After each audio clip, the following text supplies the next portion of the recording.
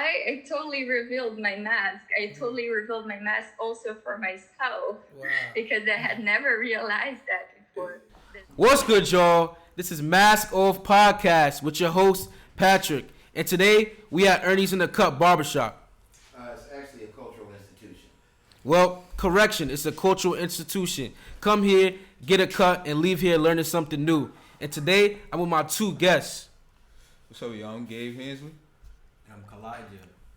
And let the audience know a little something about yourselves that they should know before we get the show started. Well, my fault, Gabe. Gucci, go ahead. My name is Kalijah from Brooklyn, New York. Business marketing major. I'm a junior at Morehouse right now. And, I'm a cool guy. Stay out the way. I like to, play sports. Get my work done. Just try to stay out of trouble. Facts. I'm Gabe. I'm from Brooklyn, New York as well. I also attend Morehouse College. I'm a senior theater performance major. I kind of like doing everything. I sing, I dance, I love music. I like to act, and I like poetry. Y'all soon see me on TV. So very soon, Young Legends in the spot right now. This is history. So In a historic place. Exactly, and of course, this is history everywhere. So where y'all from? Y'all say y'all from Brooklyn, but what part of Brooklyn specifically? And just tell me more about like that environment, how it was coming out of Brownsville, Brooklyn, Brownsville. Well, Brownsville is it's a treacherous place. Treacherous place. But it's nothing. If you can make it out of something like that, you can then make it anywhere. Like, for real, I feel like you can make it anywhere. Like anywhere. Facts. They say Brownsville never ran, never will, man. I'm thankful to come out of that place. Hey, if like Kalijah said, if you can make it out of the Ville, you can make it out of anywhere. Yeah. And I was blessed with humble beginnings, and it's definitely we paying it forward. I'm planning to bring more of our people from there. Yeah. And raise them up. So yeah. Yeah, I grew up in Brooklyn for 16 years, and one thing I learned about is just always keep your head on a swivel and never let an opportunity pass you. So I feel like coming out of New York, all three of us could relate to just having that mindset where we gonna get it. You know what I'm saying? And we never gonna let an opportunity pass us, and we never gonna let our environment control us. You know what I'm saying? So for you to start off, this the first segment of this podcast. Both of my guests will go into story time, and our first story is going to be from our brother Kalijah right here. And coming from Brownsville to Morehouse, just tell us what that feels like. Like, just that's such a major transition, going from Brownsville.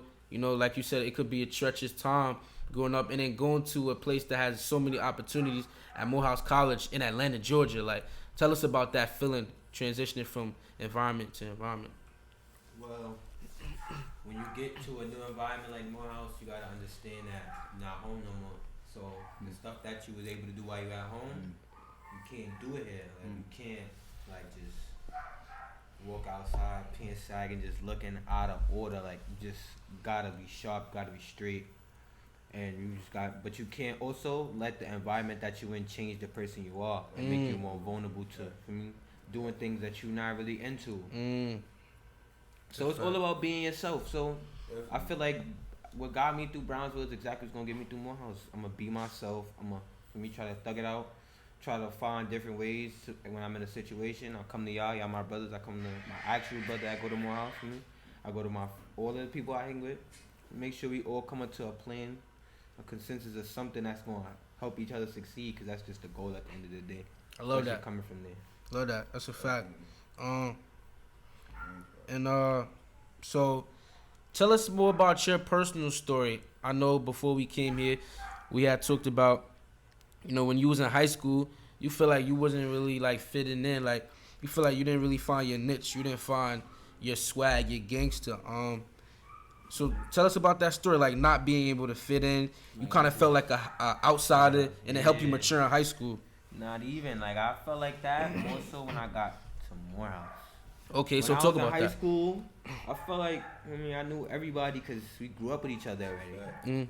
So it's like I went to my high school is a middle school and a high school for me. Oh, okay. So y'all had time to really connect. Yeah, we had like 7 years. Like everybody that stayed with me in 6th grade graduated me in 12th grade. Bro. Okay, so that's like family. Exactly, that's like my brothers. So then, how'd you build your identity at Morehouse? At Morehouse, it just took me to understand I'm just not like everybody else. I mean, like, you gotta learn that like a lot of the kids that go to Morehouse don't come from the same place as me, or haven't seen a lot of the stuff I've seen in their life. So, for me, I just like stay humble. I didn't want to be better than nobody. I wasn't competing with nobody. I was on my own race.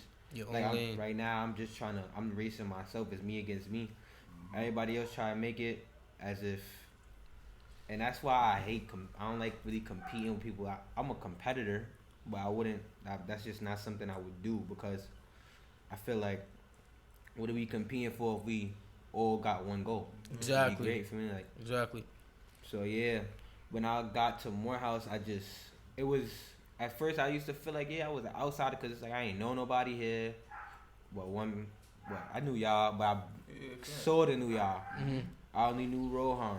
I mean, I knew Gutter, so Gutter wasn't really outside with us. Like, he was our mentor, but he wasn't outside every day with us, if you get what I'm trying to say. Yeah.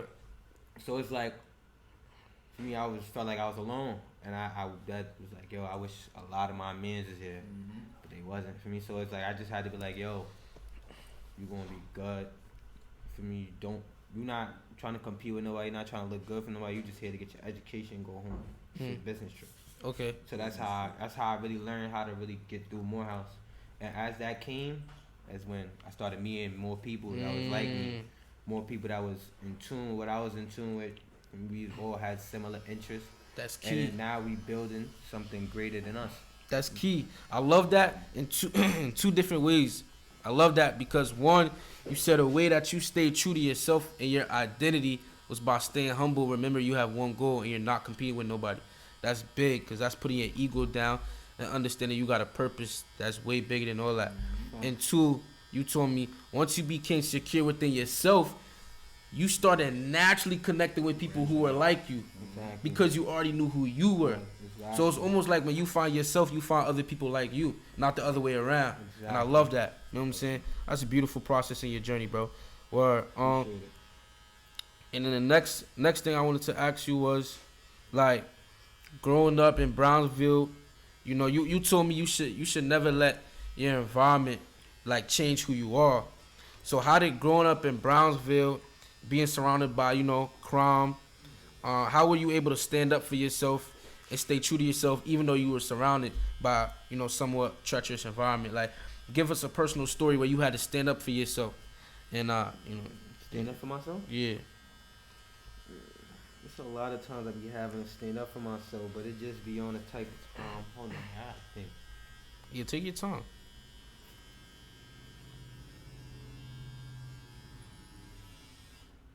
So, let me talk about the first time I had to stand up for myself in Morehouse. Yeah, because that's when I had to bring the real Brooklyn out of me. Okay. And I don't really have to do that to people, because I'm like, people respect me as a person. So when I go up to them, like, I don't be coming on no disrespectful. Like, the way I may talk may sound disrespectful. Like, the way I may, like, yo, what's up? My aura may feel like, for me, I'm better than you. Coming out of New York. Yeah, but that's just how I move. Like, I just feel like, like, I'm that guy. Like, I'm really that guy. Coming out of New York is like that. I would take it personal. Yeah, I don't feel me, but a lot of people look at me strange after I do that, or like by how I talk or how I look. Yeah. Like, for me, so but the first time I had to really come here, like, we playing basketball, it was me and you, bro. Yeah. It was it, bro. Yeah. So I remember that. You about to bring that story up? Yeah. Yo, basically, somebody felt like they could bully me. That's off crazy. The court, it's crazy. off a basketball court that he didn't purchase. He didn't own any of the basketballs they was playing with. At all. Like, he didn't own the gym. At all. So I didn't understand why he thought he could just tell me to get off the court, bro. This is crazy. Like, nah. This is crazy. This is crazy. I'm like, no, I'm not moving. Me and Patrick playing basketball. After a while, he threw a bad pass. He trying to say it was an alley. He threw it to me. I'm nowhere near you, bro. Why you throwing me the ball? And just to get specify the details, y'all know when you playing a 5-on-5 and you still want to get your reps in, so you take layups when they on the other end of the court. That was the whole scenario. So continue. It's not even the official court. Exactly. Exactly. They trying to look cool. Like I just had to let the audience know so they could put it in their mind. Get in the context. Yeah. All right. Somebody got a slam and jam on Jason's breakaway rim. Yeah. That's what I'm saying. Like exactly. The siren, that's what I'm saying. All right, go ahead. Continue the story. Now they know what it looked like and they envisioned it. Go ahead. Yeah. So this guy, he got mad that he threw that bad pass. He's like, I told you to get the fuck off the court. I'm like, yo, I can't even say the words I said to him. It was just outrageous. Yeah. It was just outrageous. It was like, nah, bro, you really not like that. Brooklyn like, out. That's like, for real, you could, for me, like, not like that. Like, don't do that because you go to Morehouse and you don't know me and I'm new. Like, I'm not nobody else you've ever met in your life. I'm a whole different person. Like, I would really violate in this whole, like, make everybody want to never come back to the gym again. And so they just arguing. He calling on his friends. I'm with Patrick, but they holding Patrick back. Patrick trying to stop everything, but it's 5 people in my face, and I'm looking at like, it's us 2 against 10 people. Like, I'm just looking at them like, yo, like 10. Y'all make me know. Never mind. Like, I don't care. It could be 1,000 people here. So they just felt like they could push me over, but one thing I don't tolerate is disrespect. Don't disrespect me. Yeah, that's the one thing about. Especially when I show nothing but respect. Exactly. Don't disrespect me at all. That's mad disrespectful. That's the one thing about being from New York too. Like once you come, not even just being from New York, when you come from an environment where you really have to stay thorough to make it out the situation, you could read people. You could tell when people is dishing something fake to you.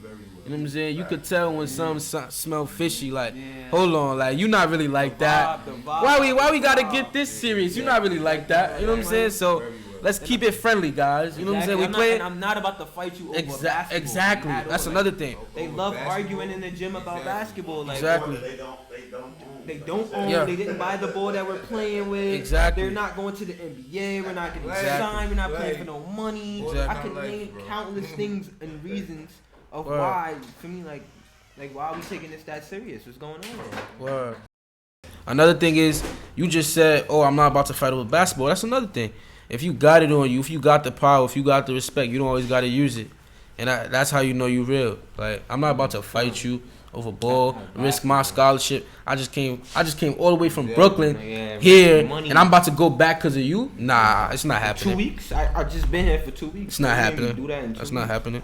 That's respect. That's maturity. So we already talked about you forming your identity and your maturation process in Morehouse. Then in your first 2 weeks at Morehouse, you really matured.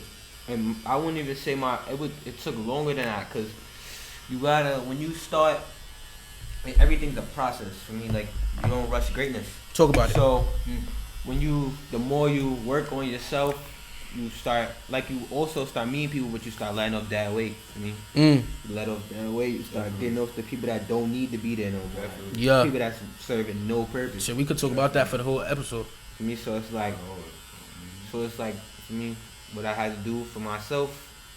Then quarantine came, like, cause I got back to when I was leaving Morehouse. Everybody was starting to get to know me. I was chilling with people, but at the same time, I was like, all right, next time I come back though, I gotta feel different. Like it feel good now, but they gotta feel better when I come back. Like everything gotta work. The end goal gotta be in play. So for me, and what's going on now. You a very goal-orientated person, and I know this. So, what goes into your process of making sure you accomplish your goals? And then another part 2 to it, my fault. What, like, internal system do you have within yourself to be like, all right, not everything fell through when I wanted it to, but I know it's going to happen. So, it's a 2-part question. All right, so the first one, you basically asked me, like, how do I go about chasing my goals? Accomplishing your goals, exactly. Like, what goes into your process? Sometimes I just think about, for me, there's a lot of people out there that want the same food as you. How you ever gonna eat looking at their plate? What? Come on. Nah, that's a word right there. That's a word right there. That's a word right there. Everybody trying to eat the same food, but how you gonna eat looking at the plate? Looking at their plate. That's a word. I'm putting that quote up on my gram. For me, everybody want to be great. You just can't sit there and say you're gonna be great and just expect one day to wake up and something great gonna happen. No, you gotta get up. You gotta actually be able to accept L's, be able to take a W in silence, take a W where everybody just see it. This is free game. Humble. This is free all game. That in order to win, you can't just, for me, sit there and just hope and pray. Like, you gotta be able to be defeated and undefeated. For me, like, you gotta this is free game. I hope y'all listening and paying close attention. I hope everybody watching this too has like a notebook and a pencil or a pen near them. I'm dead ass. Like, y'all should be taking notes right now. You know what I'm saying? So you talked about the ingredients, right, but how do you put it together? You the cook. You know what I'm saying? How do you put it together to make sure your recipe turns out good and you get the meal you wanted that you could eat? Because I do it just like this. Like, everything I say, well, my mama used to say this. You put in an atmosphere, God gonna take it. He gonna hear it. He gonna do what he need to do. So I be just talking. I just talk to people that care, or people that I know for sure can benefit my main goal. Like, I'm not gonna be talking to somebody walking down the block right now about something I got going on because they can't help me do what I need to do to succeed. They just walking down the block right now. Okay. Shout out to mom dudes too. Nah, yeah, shout out to my mom. Word. Shout out to all the black moms, all the moms in general. But you know, black mom got a special. Black moms got a special place in our hearts. You know. Shout out to mama. If it wasn't for moms, we wouldn't be here today. Fact, a lot of things wouldn't be done. Gangster. Yeah. Word. So I love that. And then you kind of answered part 2 too. So you know what I'm saying? That's good. I just wait for. That's God's work right there. I just hope, I pray, I just go about doing it and just manifest. Word. Yeah, I work hard, manifest. Word. You know, and to finish off, you know, your story time. You just said you like to speak words and manifest words around people who you know will nurture your ideas. From you around a couple, at least you know me and Gabe, and also some brothers around here that you know listening to you right now while they getting a cut. What's something you want to accomplish or a place you want to be in 5 years? Manifest it right now. Right now, I'm trying to get my record label started, my sports entertainment. You know, nah, you're not trying to. Say that again, bro. Say that again, bro. Started already for me. Yeah, you're not trying to. We slowly putting together Cash Collectors. Make sure y'all check out, tune to that. Exactly. It's gonna be up soon. Exactly. Make sure. The goal is just to make sure everybody that I know could do it is gonna do it. Because sometimes we be doubting ourselves. Get the chance to help ourselves be great. So as long as we could all do it as a unit, it always takes a village. You can't. I was just reading. Bro, say that again, bro. Yo, bro, you shitting right now, bro. Why you shitting right now? Why you shitting like that, bro? I didn't tell you to come on my show and shit like that. Why you going so crazy for? Why Kalijah turned into this like right now, bro? This is crazy. Isn't that though? I know. He just keep it on the low. He's turning up. I don't say nothing. Say it though. Say the quote. The quote is: if you want to make bands, you gotta find a loyal group of people and come up with a plan. That's it. That's why I talk to the people I talk to. Because why am I talking to you if you don't have a plan for me? Like, word. If you're not benefiting this plan, the goal in any way, shape, or form, you gotta get off the shit. You gotta dip. You gotta dip. I'm saying that's the whole point of a village. It's a community. I benefit you this way. You benefit me this way, and then we benefit the whole community.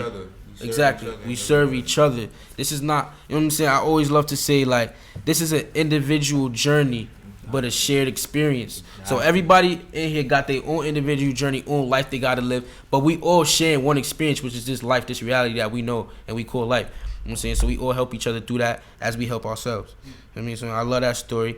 Story time for Kalijah. You know what I'm saying? Y'all go read his book soon. Tune in. Now, to my brother Gabe. You know what I'm saying? This man, you know what I'm saying, regardless of mass media or people who got money up top, you know, who call people famous or legends, we don't need that. This man's a walking legend in himself, and I just want you, all my guys to go. You know what I'm saying, just give a little snapshot of your personal story, making it from Brownsville to Morehouse, from the Ville to the Mecca. Let's go. Just give us a little intro. From the Ville to Morehouse, I was that's crazy. When I got to Morehouse, they got this little the whole, like, basically the campus is like one street. It's called Brown Street. So when I got to Morehouse, I was like, from Brownsville to Brown Street. But yeah, going to Morehouse. Brownsville to Brown Street. Facts. Going to Morehouse, I swear to God, I felt like coming out of Brownsville, I felt like I was the only one there. Like when I got there, I felt like I was the only one there, and I was like the only one that wanted to go there. And I went to school in Brooklyn, and the school that I went to, it was like the class was small, and that's the thing. Like, it was very humble beginnings. So it's like when I got out, it was like the class was like 60 people. So it was like I was coming into Morehouse, and I felt like the same way as Kalijah. I don't know nobody here, and sheesh. That Brownsville mentality. Sometimes it's like I gotta stick to shit. Even the Brooklyn mentality. Yeah, exactly. It's a Brooklyn mentality, like survival. Exactly. It's just me and everything, but like, yeah, that's how it was, and I definitely came in excited. I was always excited to go to Morehouse. When that was the only school I applied to. Morehouse. Luckily, I had a teacher in my school that he influenced me, and he became my mentor, and he showed me some ropes, and I called him to go, and he helped me, like, inspire me to go into Morehouse, and he inspired me to take that leap of faith, and shit, without him, I don't know where I would be. And I don't know, for real, facts. So, yeah, and I don't want to cut you off, but that was just a very powerful message, because he said a teacher he had, inspired him to change his whole life and gave him an opportunity to make a better outcome for other people he's connected to. And I just want to say, like, that's how important examples are in our community. Definitely. Whatever example you have, like, human beings, if you really think about it, are like cells. You know what I'm saying? In a human body that we call a society. Cells make copies of each other. You know what I'm saying? If a human sees another human do this, we're gonna want to be a version of that. So it's very important for us to have healthy examples in our environment. Exactly. Because whatever we have in our environment, we will end up being a reflection of. No matter if we're the exact copy or not. You know what I'm saying? So, like I gotta say, like, if you're different, anybody watching this, if you're different, stay different. Stay different. Stay you. Stay positive. Stay different. Enlighten other people. Because you're different is gonna make someone else want to be great.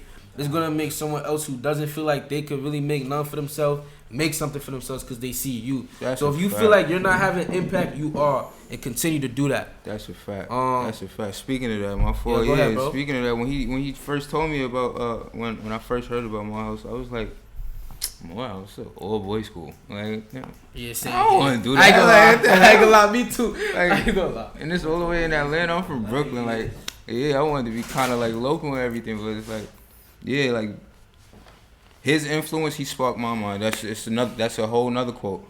Like, I want to be the person that changed the world. I want to be the one that sparks the mind of the person that changed the world. And like, that was it. I've seen that happen in first person, and I'm thankful for that. So yeah, definitely, yeah. Fact. Yeah, y'all see how we're gonna get more into that. So yeah, y'all see how important that is. And one question I have for you is, before I get into the question, I just want to introduce like. Challenges are, can be looked at as negative or bad, but, in the mind of somebody who wants to grow, expand, enlighten others, a challenge is nothing but a stepping stone for you to, walk in your path to a mountain and be on top of your game. You know what I'm saying? That's nothing. You know what I'm saying? A challenge is going to make you greater. It's going to show you a part of yourself that you could work on, to complete yourself and make yourself whole. So I want to ask you, what challenge did you go through in your life that you could say made you a better man? Made you more whole as a person. Something that definitely made me better. It was it was actually during my whole like high school when I was in Brooklyn and everything. During my whole like high school career, I remember right before my freshman year of high school. It was the summer. It was the summer that right before freshman year. Yeah. I remember I was about to go to work, and I had a seizure. I had a seizure, and that was the first time I ever had one. Got rushed to the hospital and everything, And basically, long story short, I found out that I had brain cancer. So I had brain cancer through I found out right during that right during that freshman year, and I had it throughout my whole like high school career. So like throughout the whole 4 years. So that was crazy. And respect for you to surviving that and beating that and being bro. strong enough to being vulnerable to express that in a barbershop. It's not just my guys in here, for me. You know what I'm saying? It's not just my guys in here. We got other people getting cuts in here, and he just said that with other men he don't even know, for me. So respect for you to being that strong, but continue. That's what I'm saying. Like, you gotta share it. I gotta share it because like it became a testimony like over time. Like, yeah. Like because of that, I know what I'm capable of. Like, and nothing could like. And I've carried that everywhere. I wear my heart on my sleeve, and it's like because of that, like I don't feel it's kind of like the defeats and undefeated because at that one time like they thought they could defeat me, and that was a big task and that was a big challenge, and I got out of that. Oh yeah, nothing else could facts. Yeah. So Brownsville beat brain cancer in that Morehouse. Definitely. This is crazy. Definitely. When I tell you I'm in a room with legends, I'm not playing with y'all. That's what I'm saying. You know what I'm saying? That's what I'm saying. It gotta be something. Word. It's something at the end of the road. So yeah, and shit, it's there. Yeah. I'm blessed. I'm thankful, and I live life every day like, hey, I've seen worse. Yeah. I've seen worse, and I've been through worse, and this is just temporary. Like all my challenges is just temporary. It's just temporary. I've been through it before. I've been through pain before. Like I'm from the Ville. Like I've seen this every day. Fact. So like when you was going through those moments, you know, you overcame it, but did you ever have fear of like, you know, your school, your grades, and if you ever did have that fear, like, what was that catapult for change or like motivation that kept you on that road? Like, nah, we gotta push through this. Definitely. I definitely had a lot of like thankful like family support. Family support was definitely there. Like my whole family. That's another thing. My whole family's from Brownsville. So my whole family live in Brownsville. So I definitely had that family support and shit, mom. And shout out to my moms again. My mom's was just always there for me. She was always there for me. Always there for me. My mom's is a goddess. That's my number one lady right there. And that and like going, just sticking in the lane and staying there and always like staying prayed up too. Yeah. Stay prayed up. Connecting to God. Stay prayed up. Sure. Prayed up. All of that helped me realize like it helped me be aware of the cancer, but like I was never worried. Like I was never worried. All so that you was aware of it, but you never let it overcome you with fear. Exactly. Okay. Exactly. And I played basketball too. I was playing basketball too. Like exactly. Oh my gosh. I was playing basketball too. I was productive. I was outside. Like this is. I was outside. I was outside. I'm gonna let y'all know how real it is and how real he kept it. This is my brother right here, and this is my first time hearing this news on the show with y'all. For real. That's how real he kept it. He didn't play the victim role. He didn't try to get sympathy. I didn't even know. You know what I'm saying? That's like feeding into the cancer right there. Exactly. He keeping up with me on the court. Little do I know he battling internal diseases, and he's keeping up with me on the court. You know what I'm saying? So much respect to that. 1 second. Hold up. No, you go. You can just walk through. All right, but word. Yeah. Alright, bet.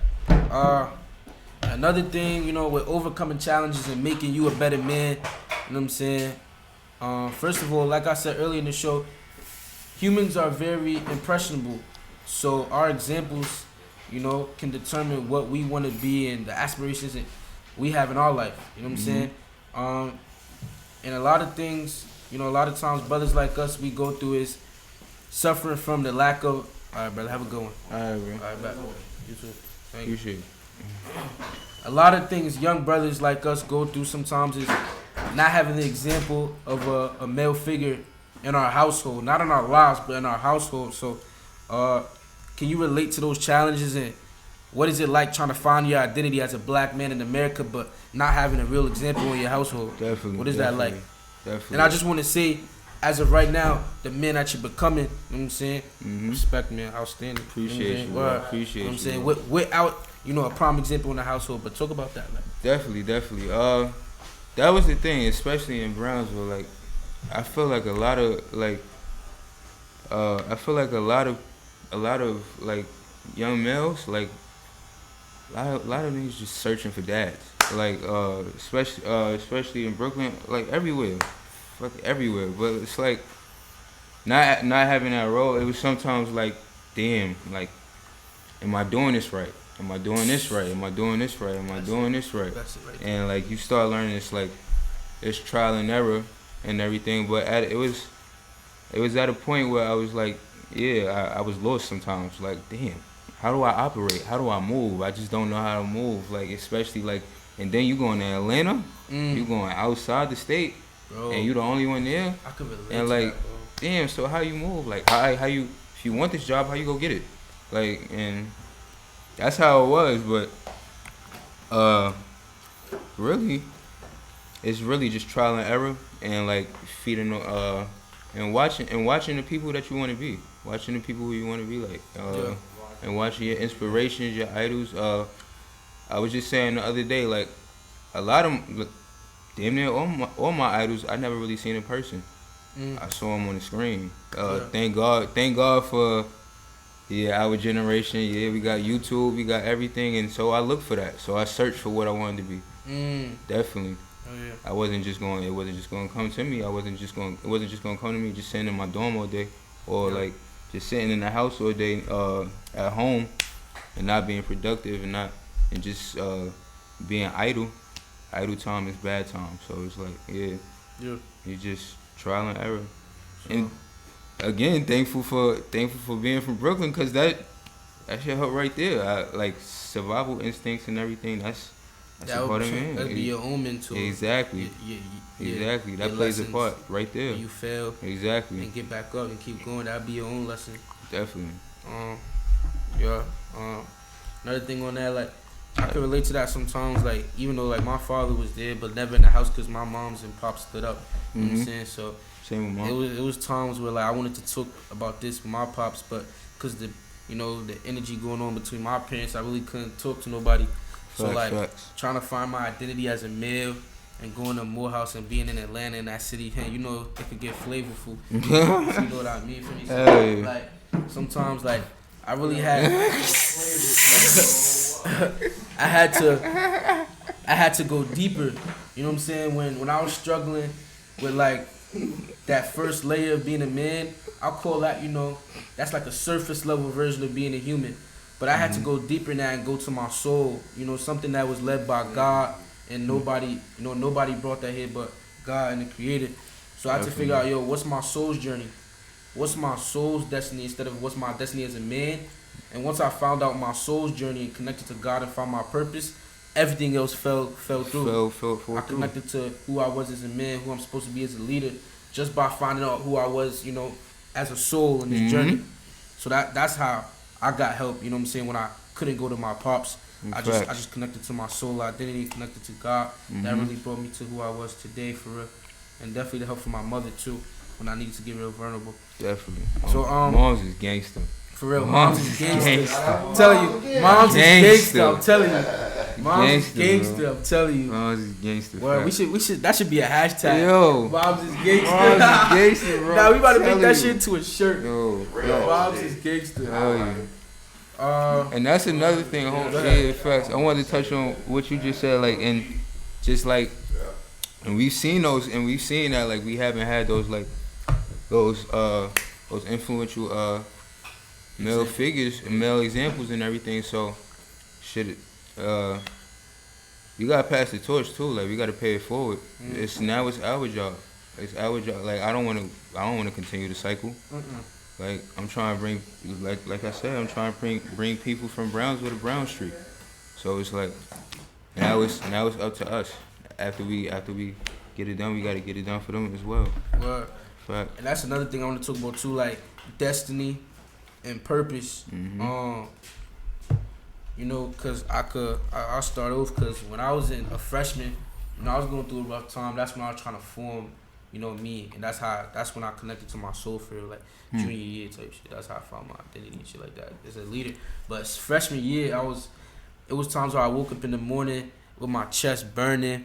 I felt anxious, like something in my chest was just tight every morning, and I couldn't figure out why. And I was just asking myself every day, like, what am I doing? Like I woke up in the morning like, yo, what am I doing? When I have a kid, when I have a son, when I have a daughter, when I have a child, what legacy am I leading? How am I going to show them how to be the best person they can be when I'm sitting up here? I'm not being the best person I can be. Exactly. You know what I'm saying? And that's something I woke up with every morning. That should play in your head every day. morning. So I couldn't focus in class. Facts. My grades was bad. I'd go to bed at like 5, wake up at 7 a.m. 7, facts. Like, it was just crazy. And then when I found it, man, it was like I found the life for real. For real. So, like, tell me about y'all stories, like finding your destiny, really finding out your purpose, or even if you're still in that process, what was it like going through that, finding out your destiny and purpose as a man and just a person in this world? Anybody who knows can start.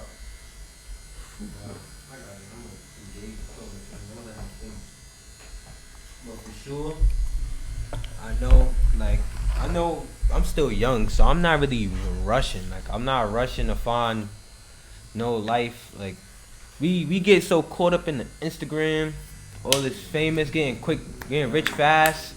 Like, it's like we expect that we need to be rich at this age. Talk about it. Nah, we just getting started. Like, you graduate college when you 21, 22, 23. Then after that, you still gotta find your whole life before you even get to making the money that you still want to make. People just want to make it so fast. Like, we gotta, like, I don't know, but that's just not the type of speed I'm at right now. Right now, it's like, yo, I gotta see what I want to do personally for myself, something I can see myself doing for a very long time until I don't want to do it no more. That's what's going. When I start finding something like that, once I feel that being my destiny, like, that's when I'm gonna know, oh yeah, it's over. My life is complete. My destiny is fulfilled. I did what I needed to do, and I put myself in a place to get here. Until then, I'm not even rushing. Life is a process. You gotta do what you gotta do in order to get to where you need to be. Well, life is definitely a process, and it's a journey. And it's a journey that you have to come to consciousness with yourself that you're not 100% controlling. You know what I'm saying? When you think you control everything, that's when your ego gets involved. That's when you trip your own self up. Y'all ever heard of that ego trip? For me, you get too big in your head, and you trip your own self up. You know what I'm saying? So when you take your time and you let things align, you know, everything usually turns out well in your favor. So what about you? Like, if you thought about it? For me, damn, Collage is some good ass. That's a Collage is shit right point. now. Like that's serious. Like, it's Collage 10 for 10. like, really, it's like not a race. Like, it's no race. But for me, it was definitely I had a couple instances. Like, definitely I remember freshman year. I remember my freshman year of college. So I'm on. Thankfully, I'm blessed to have a scholarship with Morehouse, and I remember my freshman year of college. After the first semester, first semester you really you getting in the swing of things and everything. So it's like, all right, and like I'm out and like I'm in a new environment. I'm in Atlanta. It's a whole bunch of things going on and everything I'm new to. So it's like that first semester, it was an academic scholarship. So the grades wasn't count. After that first semester, the grades wasn't there. It wasn't. They wasn't where they had to be because I had to keep up a certain GPA. Yeah. And yeah, so I thought like, damn, I'm about to lose my scholarship because I came here and I'm just not like taking full advantage of my opportunity that I got, and that made me think of just back home, and like so many people, like I know, like one of my best friends, like he wanted to go to Morehouse, and like he couldn't just because of financial reasons. So like I felt like I was disrespecting him because I wasn't taking advantage. Like this could have been his shot, and he could have took full advantage of it. Yeah. And it was like damn, like I was at a loss. I was at a loss for myself, and I had to make some real decisions for myself, and I had to man up and like take accountability. And like that next semester, like you just gotta lock in, like, and I'm glad I went through that though. So it definitely takes those journeys and those L's, and it definitely take those kind of journeys to go through that and to learn that. So with all those came a lesson, and yeah, definitely. And collage just stole the whole thing, like for real. That whole other point about like just moving at your own pace, and like everything you do, don't look. I would say like everything you do, don't think about like just what comes with it. Like facts. Like exactly. That's what I'm saying. Like okay. Like I look at everything like I'm trying to build something with this. Like I'm trying to build something in me and like serve and like be a better person and become a better person through this. And like that's the real wealth right there. That's really like talk to me for real. Talk to me. Like that's really the wealth right there. Just being a better person and like having a bigger and better outlook on life. You know? Cause we only here once. You know? Only here once. If you just here just trying to get money or just trying to be get profit, like. That's not the real value. Like you taking something else to give you value. Like besides that, like what you got to offer. Exactly. For real. So it's like, yeah, definitely. I definitely agree with that. I always like to say like when you just focus on your purpose and you fulfill, your purpose, it's almost like you're not even gonna look at the external validation. You're gonna get like the money, the compliments, because it's like. It makes you feel good to enlighten someone else's day. Mm-hmm. Or that's all that matters. Definitely. You know what I'm saying? So that's two good points. Definitely. So that's the story of my brothers, you know what I'm saying, how they made it from Brownsville, Brooklyn to Atlanta, Georgia, and now at Morehouse College. That's their story time. So story time is done. We have a question from the barber's corner right quick. Go ahead. I gotta ask y'all a question. Like I already know y'all. Like first of all, your character, man, were you to be worried about not fulfilling your scholarship? Was you going through a lot when you worried about because this guy couldn't afford it? So you're like, yo, I'm not gonna blow my opportunity because other people want this position so bad. But and you going through what you going through, that's awesome for your character. I gotta just let you know that. But I want to know from all three of y'all, taking money out the equation. And y'all from the same area, but y'all like y'all got different motivations. I want to know what's y'all motivation in taking money out the equation. Like money has nothing to do with it. But what's y'all individual motivation? And before y'all answer this, just to let the audience know so y'all not confused, their story times is done. So from now on, from this point on, the whole show is open to the whole barbershop. So this is an interactive conversation. And to answer, yes sir, this is the cultural institution. And like I told y'all, I'm not playing with y'all. I'm dead ass when I say take out a notebook and a pen or a pencil. This is free game right here. Take notes. All right. So what are our motivations? Whoever ready could go first. Well, I feel like you take money out the equation. My only motivation is to do right by all people. I love that. That's it. I'm not really that type of person. Like, because money means so much, yet so little. Like, a lot of people don't understand that. That's always the thought that counts.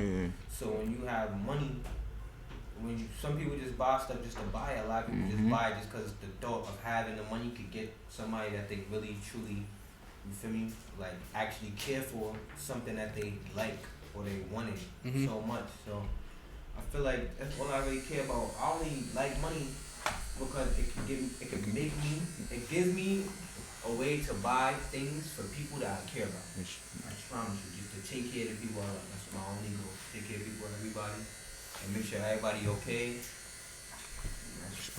They okay with me. That's a fact.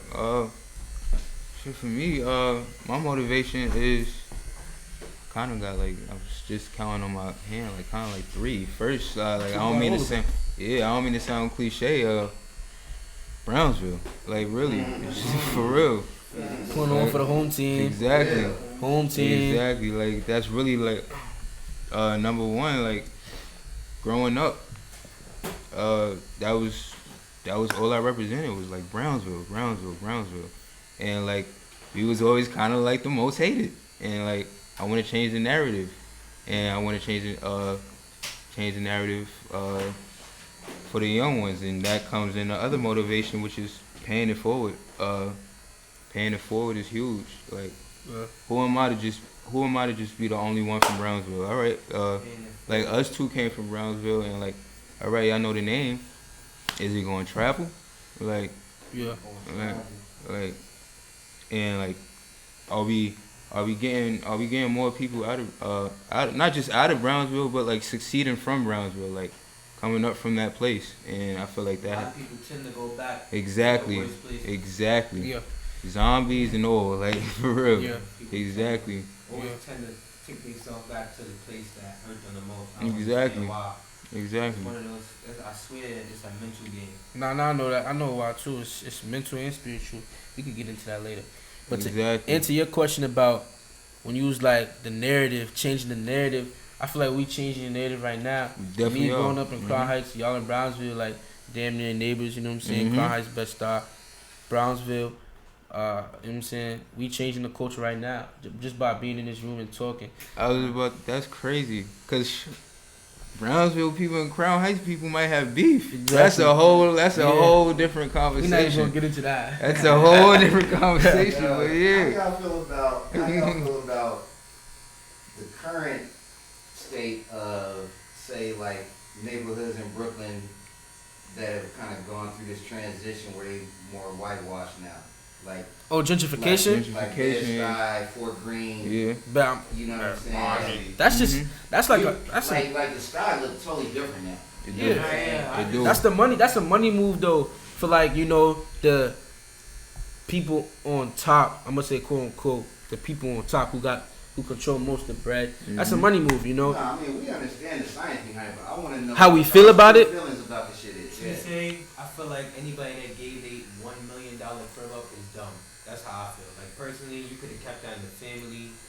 You could have let it like Brown. It's a lot of things you could have done with it. Yeah. Money. You could do a lot with that one house. Right. You could have rented it out. Especially if it's your property. Yeah. Exactly. Gave it away. Cause places like that were very populated by like African American communities where we built up wealth. Like I know a lot of black grandparents that sold their houses. I mean, I'm not even gonna get into the politics and say the races that they got money from. I don't even want to get into that. But like I said, it was a community where black people had money.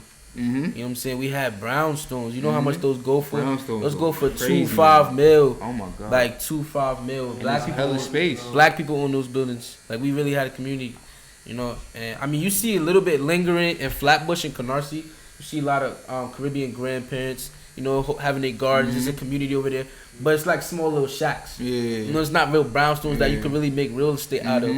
So I feel like when we gave away those brownstones, we gave away our real estate power. Exactly. It's kind of like we gave up The most expensive territory. thing, It's like we gave up territory, Exactly. basically. Like we handed over our territory, basically like that. for $1. For some bread, you know what I'm saying? Exactly. And Then again, I be seeing why people do some of the stuff they do, like in those type of situations. Because you can get $1 million and do something with that. And get a nice crib, yeah, true. Oh yeah. Yeah, so True. Come here. But you think about Yeah, but in that case, you low key think about yourself, because once you leave, once you leave, the community loses its value. True. It just lost another person in that community. But back to. I have a question for you. Go ahead. So like, how does that shape your perspective of gentrification? This is the homie Jaquel, you know.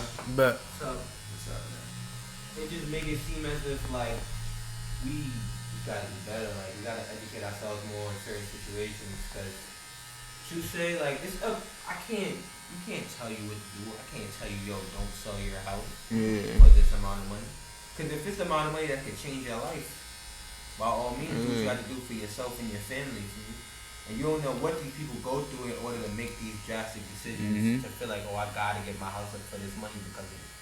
But at the same time, personally, I feel like if that was me in those type of situations, I wouldn't. For me, I would own whatever I came with. Definitely. This is mine. This has been in generations. So I just feel like gentrification, it's not wrong on nobody's side. It's all about the decision you make. Exactly. When they come up to you with that money, asking you to, for that house.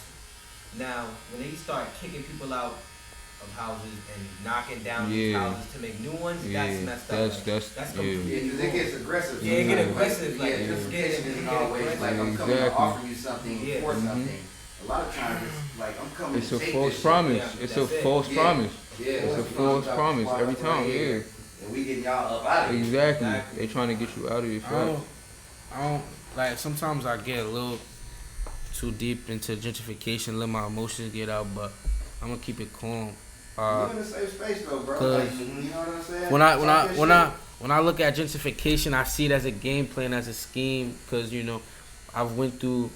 When I lived in Crown, because I lived in that same hood for like 14 years, so I've seen it change. Like what they do is, this is how you get your first sign. You'll get like a Whole Foods, a Trader Joe's, you know what I'm saying, Starbucks. You see the signs. To attract a certain type of people. You know what I'm saying? So we know what it is, even on the surface level. You don't even got to get into the back end. So they create infrastructure to attract certain people. Because they know those certain people are going to bring a certain type of income. People on food stamps, that Whole Foods not going to do them any good. Exactly. They know what they're doing. Because usually when you change your environment, you'll change your people. So they change their environment first, and naturally the people in that environment will change. You know what I'm saying? So my issue with gentrification is they don't change the neighborhood for the benefit of the people who already live there. They change it for the benefit of the people who's moving in. That's my only issue with it is. That's my only issue. If gentrification's purpose, who is it really for? Who is it really for? Word. If it was benefiting people who was living there first, who wanted to advance their living circumstances, I'd be like, okay, gentrification is just an upgrade. Just say that. But that's not what it is. It's a clean out process. Word for a specific reason. It's a clean. It's a. I'm gonna just say it's a whiteout process, but we could say cleaning. It's a whiteout process. You know what I'm saying? You change your environment and you change the people that's incoming. I've seen Brooklyn change from black people to foreign European people. It's not even regular white people. It's like foreign European people. I'd be like, yo, what language are you speak? Like Russian? I was about to say they got the accents. Belgium. You know what I'm saying? And then never heard. Remodeled the whole apartment building, slapped some townhouses up back here. Goddamn, put a fucking Publix. Exactly. All the other shit on Memorial Drive. All that new shit up there. Now they got raised and went up on the rent. Nigga, I stayed right here for 4 years, bro. On my cousin. I'm from over here. This is my neighborhood. I done watched this neighborhood flip 5 different times. Bruh, you know what I'm saying? I know he talking about. I've seen it happen. All you gotta see is the grocery store. Once they start making food organic and healthy, you know it's gonna go down. This is where the real tip is. The tip off is the dog park. Nah, for real.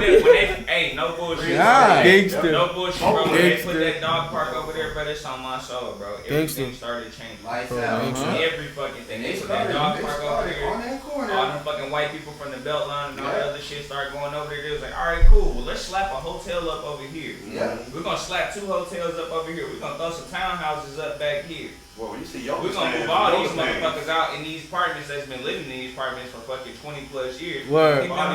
Kick them out. Sir.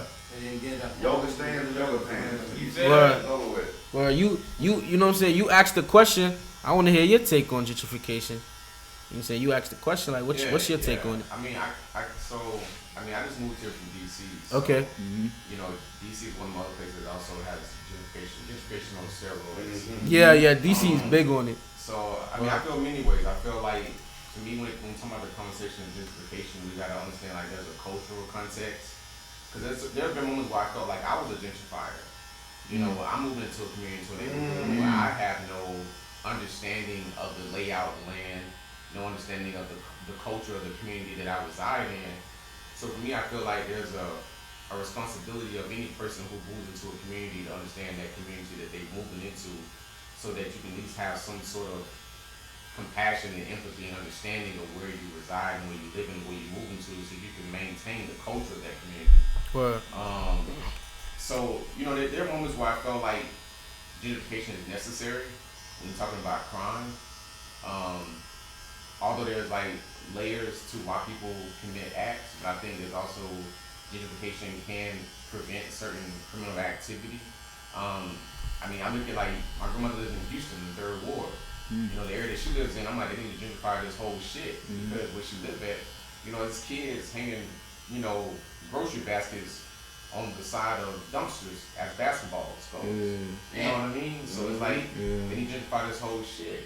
So it's like, you know, to me, sometimes it's necessary, but I think that for me, I kind of understand and grown that, you know, anybody can be a gentrifier. I think it's just about understanding the community and really deep down, you really want to understand the community and culture in which the area that you're moving into, so you really don't become a gentrifier. Okay. You know, so again, I feel like, you know, I also like when you think about like coffee shops, right? Like, to me, I don't like to separate, you know, the relationship between black people and coffee as if black people don't drink coffee, because we do. You know, and so I try to really, you know, really understand that, you know, there's such thing as black people eating healthy. You know, black people do love organic food. Black people do like, you know, natural foods. You know, fresh fruits and vegetables. I think there's a such thing as, you know, keeping it affordable. You know, I think there is, you know, a lot of people do, you know, Whole Foods. There is a different type of meats and different types of prices of meats at different Whole Foods. You know, when you go to certain Whole Foods, like there's like, oh, there's this, you know, and if you look at Whole Foods, they have like this meat grade chart on the wall. And if you go to different Whole Foods, that meat grade is different every Whole Foods. So that they can make it affordable depending upon what they put that Whole Foods at, but sometimes they don't. So, you know, it's about really understanding these little small things that goes into like when they try to gentrify and bring Whole Foods into different areas, but, you know, not keeping the price of fresh fruits and vegetables and certain meats the same, that's a problem. You know, it's not like, oh, I would love a Whole Foods, but you can also make it the same price that you know, that where at least the people in this community can afford. What about cities that got like food deserts with like no grocery stores, no food, and then all of a sudden like that, they leave it like that. You know, all of a sudden like you say, then the Whole Foods pop up. That's why when the white people come in, like, or when people who have money come in. I mean, not say white people, people who have money. Assistance, and now they, you know, you got the closest grocery store is the Whole Foods. Niggas ain't got no grocery store. Nah, you can like, the closest one is Whole Foods, and you got the EBT card. I want to say something real quick to answer you what you were saying. You were saying like sometimes you need gentrification. Like I feel like it's two type of things we talking about, and I separated when I was speaking before, but I'm gonna just say it again. Like gentrification in a case where it's like, oh, it's crime, is niggas who making playing ball on the street with carts and saying get these niggas out of here, put them in the project, or get them out of here and make this better space for people who have the money to live here and be responsible. I don't agree with that. That's wrong. Because you're judging someone's character and saying get them out of the community they're in because they're not cool here, and let's make this a safe space for people who have money. That's wrong. You know what I'm saying? That's the gentrification. That's the aspect of gentrification I don't like. But if you're saying, oh, these kids clearly don't have a place to play ball, let's build a rec center for them. Yeah, let's build it. Okay, that is what gentrification should be. Automatically affects crime. Exactly. That's what gentrification should be, but that's not what it is. Gentrification is a scheme purposely made to change the environment. And that's all it is. I mean, it's actually inevitable, right? It's inevitable. It's gonna happen. It's gonna happen. We coming to take this shit. We coming to take this. We gonna clean this shit up. Y'all niggas gotta get the fuck out. I don't know where y'all gonna go, but you gotta get from over here. And that's what it is. We gotta have ownership equity. We got equity. We're participating in the transition of these different historic places that we've, you know, put in all this time into building up. then we benefit from the transition. Yeah, exactly. But we gotta have some equity. We gotta have some skin in the Word. game. Yeah, equity is important. That's exactly what I'm saying. Cause Like how they that's did a with the huge Olympics. word right They there. tore down everything, all the projects on purpose just to build Olympics. Yeah, Olympics. yeah, so where are we gonna go? All those people now, where are we gonna go? And that's why homelessness is so big in America. Because once they displace people, they don't make a home for them. They just Which, It's like they can figure it out. Yeah. Every state gets X amount of money for cities to deal with the homeless population. yeah.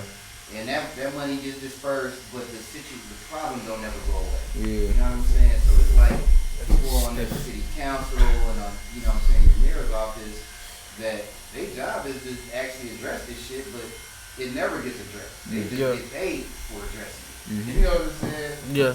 So really, like, what it all boils down to, in my humble opinion, is the initiative that we take for ourselves. We have to aggressively take care of our neighborhoods. We have to aggressively take back ownership of the areas that we live in. And like you said, stay out that victim role too. Like, you know what I'm saying? We gotta make sure we rent from a black owner. Word. And if we gotta sell to Brush Point, then we gotta find a black buyer. You know what Yeah. I'm saying? To buy that crib from us. Or to rent it from us, whatever. You know what I'm saying? Right. We gotta keep this shit. We gotta look out. You know what I'm We gotta saying? look out for ours, cause that's what they doing. Exactly. They just looking out for theirs. And that's all they doing. That's what They relates to just what looking you were out for their saying people. earlier. Stay out the victim role mindset. You said that earlier. Because it's like, all right, instead of focusing on what's wrong, let's focus on everything we can do to make stuff right. Right. You know what I'm saying? If we use our time for that, it will be way more effective. Like what we doing now. Because it's free to organize a community, like a neighborhood cleanup initiative. Yeah. You know what I'm saying? Get some brothers together. All right, we're going to meet up on Saturday mornings. We're going to just Clean walk up. around and make sure the neighborhood don't look trash. Word. You know That's what just I'm like saying? that's just like free, what we bro. that's just like what we do down the street at the spot, bro. We got Oh, yeah. Yeah. the homeless. You feel Oh, me? yeah. Yeah. Like, all right, we feed them up, give them hygiene products, all type of bro. Because at the end of the day, bro, it's like everybody had these situations, bro. You never know what the next person's going Nah, through. man, you might be Exactly. next week. So nigga, me giving a motherfucker a couple noodles might change this nigga day. You know what I'm saying? Yeah. Shit change one day. Treat That's- the motherfucker with some basic common decency. You feel me? That's what I'm saying. Because it's like, at the end of the day, it's up to us to really, put in for our own people. Because just like we doing right now, the whole point of me opening up this podcast is to open up a space for my brothers to get vulnerable so we can heal and better ourselves. Because a lot of times as black men, I noticed this, that we don't open up enough sometimes. Sometimes we don't open up and we're told by society to stay strong, toughen up, hold that shit in, keep going. You know what I'm saying? We never give our times a space to cleanse and release. To be able to receive, you have to release. You know what I'm saying? That's a fact. So that's the whole point of this, and we already started right now. So you know what I'm saying? We in the right place. We at the right time. Nah, man, I definitely applaud y'all brothers, man, for, taking time out. Yeah, open up the dialogue. Yeah, putting energy into the shit. And I listen to both of y'all, all y'all niggas stories, bro. My folks from New Jersey, bro. I'm from Atlanta, bro. I grew up right out here, bro, in this same neighborhood, with these same streets, bro. And Edgewood? I've been out here my whole entire life, bro. I've been out here about 15 years old, bro. I just lost my brother in front of my house, you feel me? Bro, I fuck with y'all. Sorry to hear that, bro. I fuck with y'all stories, I know what y'all got going on, bro. Appreciate you, bro. I'm just gonna go ahead and keep that shit out the way, G, bro. I don't know how old y'all is. I'm 26 years old, bro. But I appreciate you, bro. Appreciate you. And it's exactly, well, I'm thankful. I'm thankful just to be in this space. And I'm thankful to meet, you know what I'm saying, these two brothers right here, these two bars right here, because, like, at the end of the day, coming to Atlanta, I didn't really have no, OG to look up to or nobody to, show me around Atlanta. I just happened to meet these two people and happen to be some real solid characters. So, I respect everybody in this room and whatever you had to do to get here. You know what I'm saying? This is what it's about. Like, my business is called MaskOFF, and, the purpose of it is, to release yourself from, the external stuff. And when I say external, I mean, money, clothes, material possessions, titles. But who are you as a person? Deep down, what are you here to do for? Nobody had money in their pocket. Nobody had a little title to hide behind. Who are you? What type of person are you? Exactly. What is your character? What is your character? So that's all I'm here for, man. That's it. That's what we there for. That's what we doing. And you can see right here, we respecting each other and we connecting through our stories. Just the story. And we don't even know each other. Through our stories, we can already see our character through that. Already building bonds and connecting. You know what I'm saying? I think we could really start to change the whole narrative for our community as a whole if we just change the way we treat each other, the way That's we it. interact. Interact. Yeah. You know what I'm saying? A lot of people come to each other with hostility and anger from something that somebody else did. And that's fear. Exactly. That's fear because Niggas gonna get to open up, bro. yeah. Niggas gonna get to say shit. Not without being called an angry Not man. exactly. Or a nigga calling you a bitch ass nigga. Bro, I'm telling you, I'm telling you, bro. A nigga can't open up and say how he really feels no more because at the end of the day, somebody gonna be Can't. You can't even say to your girl behind her. She gonna look at you crazy. Can't say it on social media now. But They gonna be like, hey, come Because on, they bro. cancel you. Cancel you, bro. Like, nah, bro. Like this is more of what niggas need, bro. A nigga need to be able to talk. Yeah, like y'all started a motivation to us as older dudes. So imagine how a young shorty here with y'all going through. Like I said, bro, 26 years old, bro. Y'all niggas talking about Brownsville, bro. My folks from New Jersey, bro. Y'all talking about Brownsville, bro. Y'all niggas talking about how y'all dealt with what y'all dealt with out there, nigga. I'm dealing with the same shit out here. Exactly. And he from Atlanta. Exactly. That's what I'm saying, bro. When you I'm take, from out here. This is where I live. that's what I'm saying, bro. When you take that mask off, it don't matter where you from. matter We where all you got the from, same that's a stories, That's a fact. just in a different way. We all can relate. Different places, like you say, but one thing about it, and like the common denominator out of all of us, I think, is my dudes. Word. Let's talk about. Hey, shout out to Ville. Yeah. Even when you said that the first time, shout out to the black mother. Let's talk about. Let's talk about moms. I'm gonna get into that real quick. We talked about just two things. We also get into moms, but it's two things that connect the conversations that we just flowed through. The first one was just talking about how we have different stories, and sometimes brothers like us can't even vent because we got some shit stuck up in this. We don't even want to let it out. You know what I'm saying? What that is, that's fear. All of the punching somebody, killing somebody is all just a mask of fear. You know what I'm saying? It's real. It's two basic foundations of energy that humans flow through. That's love and fear. So we talked about fear, and a good way to diminish fear is by opening up and being vulnerable. Because when you open up and you be vulnerable, you know what you do? You connect with people. You know what I'm saying? You're empathetic towards someone, compassionate. Yo, bro, I actually went through that same too. I can help you get through it because I know what I had to do to get through mine. Right. And that's how we become a bond. We become a community. You know what I'm saying? And what that represents is love. You know what I'm saying? So there's fear and love. Love is what's going to get us through this. And the big way everyone learn love from is through our mothers. So let's transition from fear now over to love and how we learn love from our mothers and how that got us through our tough times. Anybody could start. Like, anybody could just talk about that if they want to start. Well, first of all, I want to get... He done filled the cup up. Yeah, my mom up here in heaven smiling so hard right now looking at this scene, dog, because she gave me my first shot, started letting me cut people's hair in her basement, bro. That's love. I was 15 years old. That's love. You know what I'm saying? I was a man in my neighborhood cutting, you know, and so I had traffic in and out of her house, bro, walking through her kitchen when she cooking, from the basement to cats parking all the way down the street, you know what I'm saying? Neighbors can't even park the shit, you know what I'm saying? But she was like, yo, I prefer all y'all be over here, and I know where y'all at, and y'all safe, and y'all not getting no bullshit. Facts. You know what I'm saying? And in the meantime, my son get money. Right. Yeah. Come on, bro. That's crazy right there. Clothes at a certain age, you know what I'm saying? Like, it's crazy. So yeah, man. My mom's, bruh. Quick little story. One time I started trying to fuck around selling dope, and she found my stash one time, and she told me, "I ain't raised you like this. I don't know how the hell you felt like it was cool bringing this type of shit in my house, but ultimately you got an ultimatum right now. I can cut my ties with you, turn my back on you, or you can go to school, get your barber license or whatever the fuck you trying to do. Yeah. You gonna get you a bank account. Like, she buttoned me up, bro. Like, get you a job.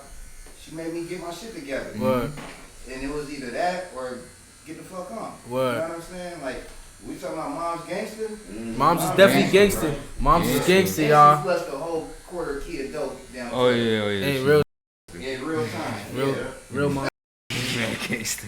I gotta say, like my mother was, she came from, she's from the west side of Chicago, grew up in like one of the worst neighborhoods, period. Mm-hmm. She had 2 kids at about age 17, me and my sister, but the fact that she was so strong and still kept going through school, kept working, kept providing for us, stayed on our ass, and ended up getting a doctorate degree in education.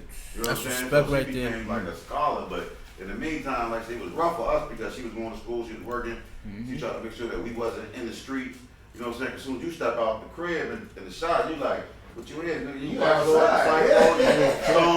You got you Muslim, you something, nigga. Like you gotta be something. You gotta be a politician, Black Panther, something, right? You gotta be connected. So it was like, okay, when I come out, like what's my identity? Like, but mom put it in me already. You know who you are. Even if I'm running with the vice, like I know who I was. I know how far to go. I know who I wanted to be, and that's what I'm saying. Mom put that in me. Like, I know you from your environment, but you don't have to be a product of it. Not the bad product anyway. You can be a product. That's the key. That's the key, bro. That's the key. That in me, man. And I said, I'll never forget that because she was something. She always told me something bigger than where you at. Like, and your job is to to look out for your community, your family, but you can't fall victim. And that's one thing she always told me. Like, I could never use an excuse. Why I couldn't do this or why I couldn't do that. So I was like out the window. Like I couldn't come to her with an excuse, so I'm gonna go to the world with one. She didn't want to hear shit. Like you ain't what? Like nah, you better go do it. So yeah, so like I say, man, I appreciate y'all too, but for acknowledging moms like that, especially at an early age, because it's rough for us, man, because we don't have that. I love my mom. My mama from Newark, New Jersey, bro. She's 43 years old, nigga. My mama is a real deal gangster, nigga. Yeah, you feel what I'm saying?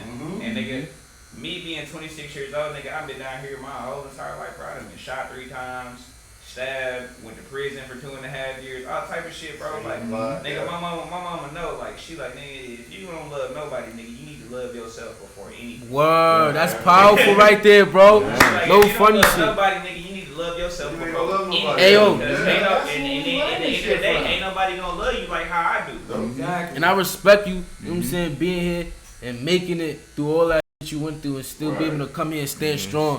That's respect right there. Word. I ain't no gangster nigga, bro. I do what I do, but I ain't no, you feel me? Like, I ain't what out here, bro. I'm like, nigga, I'm out here trying to make it, bro. That's it, bro. Live my life. That's it. And we gonna talk about that next, what it really means to make it. But for me, for sure, like, my mom, like, definitely instilled, like, a part of my identity with it. Or not instilled, but definitely showed me what my identity is, showed me who I was. Because without my mom, like, I would never even be as, trusting as I was to go through the process with connecting to God and finding my purpose. Because, like, it was times where, like, a couple forces, kind of like tempted me to not really believe there was a God, or that I didn't have a really greater life than what was shown to me on TV or in my environment. My mother was like, no, like, you're this. Like, if you stay connected to God, you have this purpose. Your life is gonna be this way. Like, stay focused. You know what I'm saying? And like you said, there was no excuse. Yeah. You know what I'm saying? Like, anytime I wanted to accomplish something and I was like, damn, this is hard. Right. It's like, well, you want your life to be so great. Why don't you put in the work for it? You expect it to be great, but you're not putting that work in for it. I was like, damn, Mom, okay, my fault. Like, so I had to buckle up and put that work in. You know what I'm saying? And it was her words, her inspiring words that really made me, become this person I am today and aspire to be the person that I know I will be. You know what I'm saying? For a fact. That's crazy. Yeah. My mom's like, yeah, when I be like, yo, damn, Mom, this hard. Like, she the one that be like, yeah. It's hard, but you could do it. Like, she always tell me that, but you know you could do it. You know where you been, you know you could do it. That, yeah, my mom's like, for me, like, my mom, she like a... One thing about mom, you tell them motherfuckers, you be like, yo, this shit hard. They be like, yo, you want to know hard? Yeah, fact. For real, yeah. Let me tell you how hard this shit was. You be like, damn. Nigga be like, damn, all right, you right. What? What?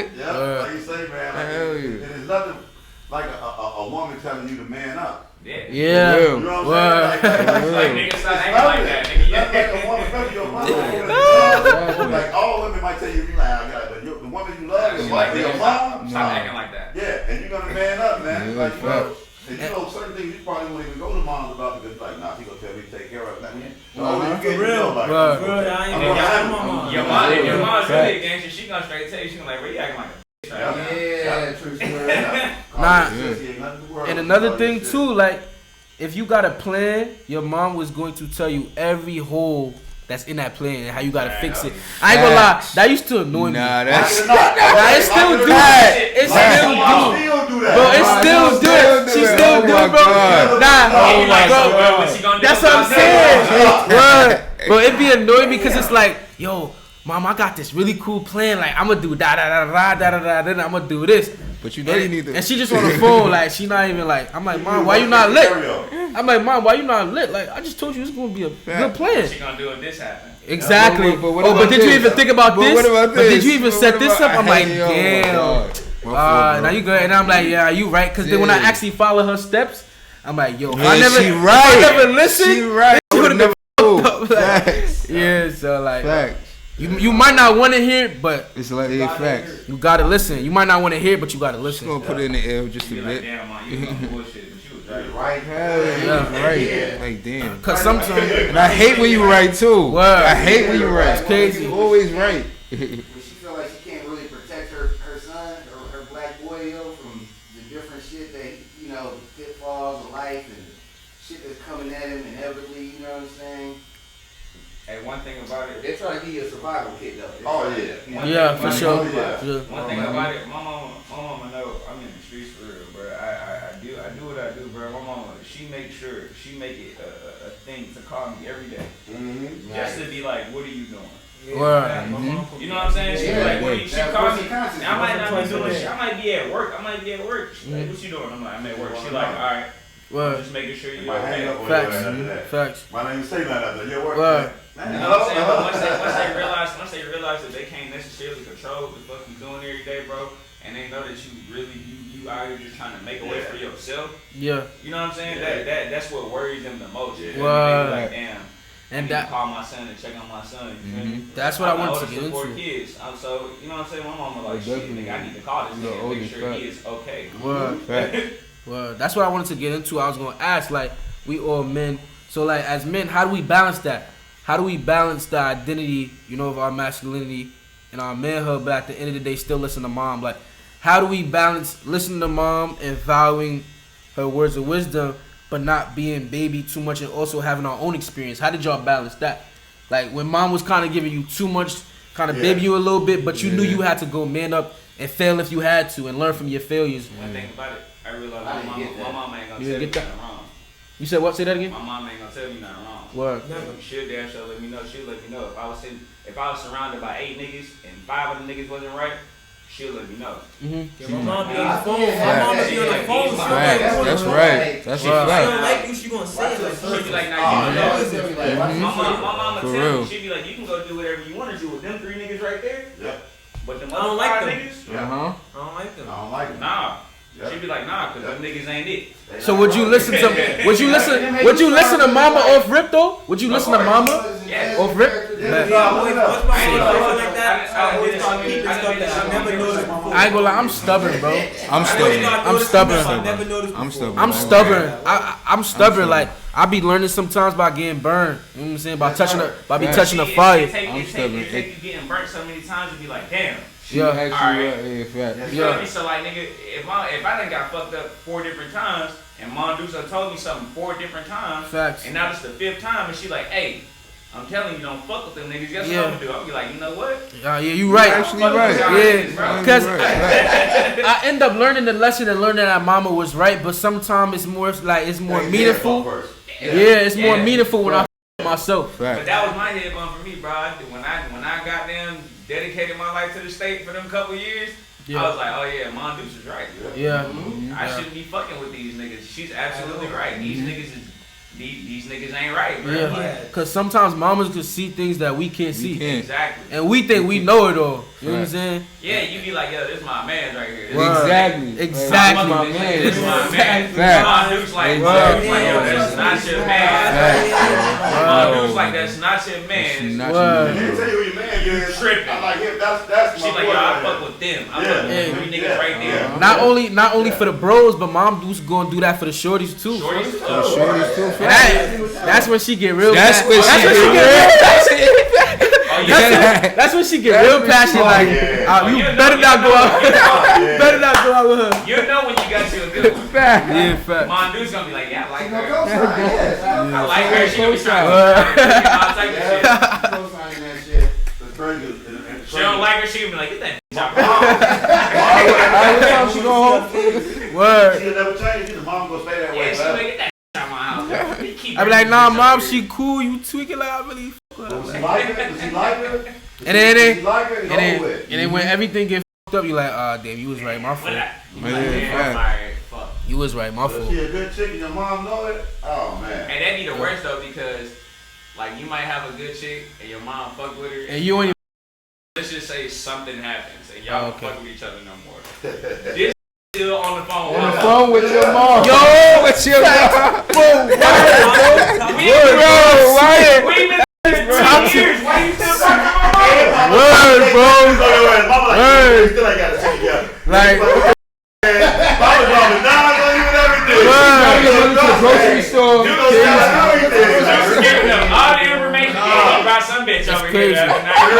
That's crazy. Let me tell you. She still wearing your shirts, your jerseys. Like, yo, take my off. Her mom dudes going to brunch together and shit. What the hell is going on? Nah, facts. And it really ain't about you no more. Nah, it's everybody. Cause now they build bodies. She might come about another dude tomorrow. So now you can't get rid of this. She's stuck. She with you for the rest of your life. Y'all ain't even got no kids. She with you for the rest of your life. Oh, his dead ass be like God that. forbid y'all got kids, fuck. Oh yeah, God forbid that one. Cause it's clipped after that. Like, nah, man.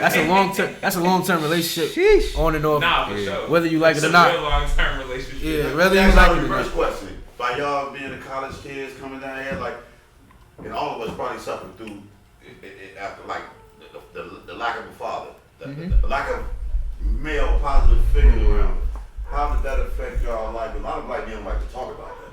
Like that's part of but we talk about moms all day. We love our mother, like that's one thing you can't talk bad about our mom, no matter what she did. But pops, it get kind of shady because we kind of shy away from that topic. Like, but it's hurt. It hurt. I know my pops. He out here right now. We got a shaky relationship. Yeah, you know what I'm saying? My pops. Yeah, know your pops. So how do you think that affected y'all? Like, or how do you think it kind of like? Do you think it slowed you up from being a greater person that you would have been right now? Or do you even know this? Sometimes I gotta see it. Yeah. it was sometimes I didn't notice it. Sometimes I was like, it is what it is. Yeah. Like, this is just normal. Yeah. But it's not. It's not. It's not. That's what I'm saying. As a kid, I was like, yeah, it's normal. But it's like growing up and actually like having goals and like wanting to see them come to action, and like I would feel like I was like trying to like kind of come up with a basis of who I wanted to be. I felt like I was kind of at a disadvantage. Exactly. Like I was at a disadvantage of that. And you get stuck. Real stuck. After watching this video, make sure you share this to someone you feel needs the message. At the end of the day, subscribe, tune in, like the video, comment. I would love to hear what you guys think about the messages and the interviews and just any ideas to make this show pop. I love y'all. One love, peace, love, and blessings. And everyone have an amazing day.